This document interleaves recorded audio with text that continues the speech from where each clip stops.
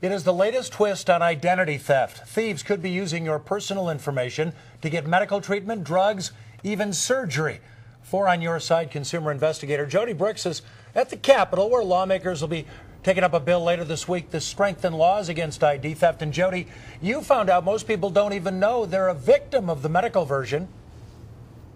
Jim, so let's start there. You may be a victim if you get a bill for medical services you didn't receive, or a debt collector contacts you about medical debt you didn't owe, or your credit report shows medical collection notices you don't recognize, or you are denied insurance for a medical condition you don't have. Tonight, the best way to protect yourself.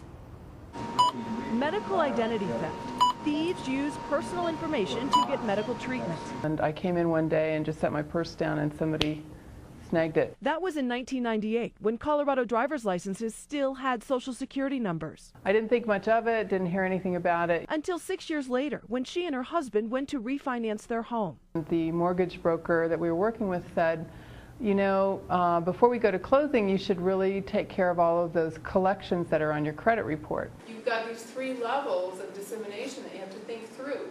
Dr. Lisa Rue is an assistant professor in the College of Education at the University of Northern Colorado. She has spent the last 8 years doing research on her stolen identity. This is my years of documentation. Dr. Lisa Rue has received 24 collection notices from clinics and emergency rooms across the country, totaling thousands of dollars. In the fall of 2010, the Colorado Bureau of Investigation's Identity Theft Unit took the case and identified Linda Garvin as their suspect.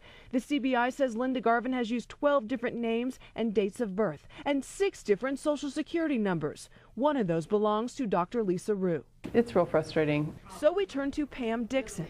She's an expert on medical identity theft and recently spoke at Denver Health Medical Center. Over the course of this next calendar year, every time you go to a doctor, request all your old medical files. Because she says after this crime happens, your medical records get altered. You need the originals to prove who you are and what your original file looked like. Under the federal privacy law, hospitals are not supposed to give people records that aren't about them. And once a thief has used your file, it's actually not you anymore, even though it is you.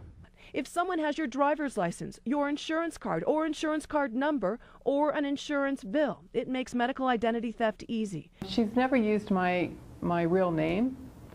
She's only used my Social Security number. But if she ever matched those two together, that could be a potential problem. Because if Linda Garvin used Dr. Lisa Rue's name and Social Security number for medical treatment, Dr. Lisa Rue's medical record could be altered, potentially changing vital information like blood type.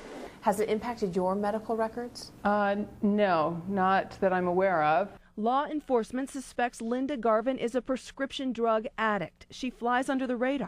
Linda Garvin's last hospital visit was in Utah in 2010. She'll likely strike again. Our medical identity theft expert says every victim she talks to has one regret, and it is the same, that they did not get a copy of their medical record. She says on a scale of 1 to 10 for level of importance, it is a 10. So the next time you go to your doctor, whether it's your internist or your dentist or your eye doctor, be sure to request a copy of your medical file. It is the best way to protect yourself from medical identity theft. Live from the Capitol tonight, Jody Brooks, CBS 4 News.